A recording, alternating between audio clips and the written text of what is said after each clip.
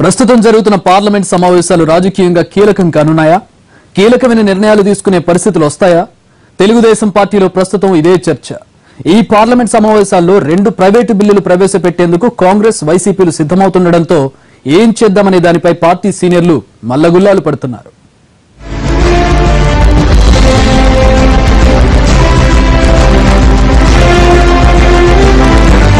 Parliament సమావేశాల్లో ఏ వ్యూహాన్ని అవలంబించాలి? రాష్ట్రంలోని పెండింగ్ సమస్యలు, విభజన సమస్యల పరిష్కారానికి ప్రభుత్వంపై ఏ మేరకు ఒత్తిడి తేవాలనే అంశంపై అధికార టీడీపీ ప్రణాళికలు సిద్ధం చేసుకుంది. అయితే కీలకమైన 2 అంశాలపై మాత్రం అప్పటి పరిస్థితులను బట్టి వ్యూహం రచించుకుంటామని పార్టీ పెద్దలు చెబుతున్నప్పటికీ ప్రస్తుతం ఆ 2 ఇష్యూలపైనే పార్టీలో చర్చ నడుస్తోంది. ఈ పార్లమెంట్ సమావేశాల్లో ఏదేవైనా సరే ప్రత్యేక హోదాకు సంబంధించిన అంశంపై ప్రైవేటు బిల్లును చర్చకు వచ్చేలా చేయాలనేది కేవీపీ పక్కా వ్యూహాన్ని సిద్ధం చేస్తున్నారు. ఇప్పటికే కాంగ్రెస్ అధిష్టానం నుంచి ఫుల్ సపోర్ట్ కూడా పొందారాయన. ఇక వైసీపీ ఎంపీ విజయసాయిరెడ్డి ప్రజాప్రతినిధుల వలసల అంశంపై ప్రైవేట్ బిల్లు పెట్టాలని డిసైడ్ అయ్యారు. ఈ క్రమంలో ఈ 2 విషయంలో ఏం చేయాలనే దానిపైనే టీడీపీ వర్గాల్లో ప్రధానంగా చర్చ జరుగుతోంది. ఈ 2లో కేవీపీ ప్రవేశపెట్టే ప్రైవేటు బిల్లు గురించి అంతగా ఆలోచించక్కర్లేదనే వాదన పార్టీలో వినిపిస్తోంది. రాష్ట్రానికి ప్రత్యేక హోదా ఇచ్చే అంశంపై ఇప్పటికే తాము కూడా కేంద్రంపై ఒత్తిడి తెస్తున్నాం కాబట్టి ఒకవేళ కేవీపీ ప్రవేశపెట్టే బిల్లు చర్చకు వచ్చినా దానికి మద్దతు తెలిపినా పెద్దగా ఇబ్బందేం ఉండదనేది వీరి వాదన.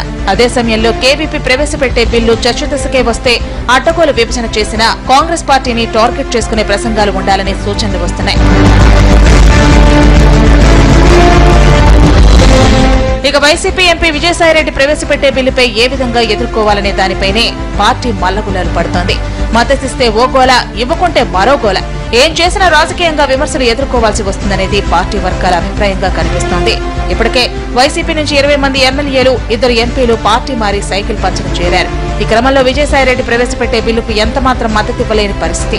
అలాగని దూరంగా ఉంటే నైతికంగా మరిన్ని విమర్శలు ఎదుర్కోవాల్సి వస్తుందనే ఆందోళన కూడా కనిపిస్తోంది. అయితే ఈ బిల్లు అంత త్వరగా చర్చకు రాదనే ధీమా కొందరు నేతల్లో కనిపిస్తోంది. గతంలో ప్రత్యేక హోదాపై కేవీపీ బిల్ హల్చల్ చేసినా చివరకు అది చర్చకు రాలేదు. ఇప్పుడు కూడా విజయసాయిరెడ్డి బిల్లు కూడా అదే తరహాలో చర్చకు రాకుండా వెళ్లిపోతుందేమోననే ఆశతో ఉన్నారు.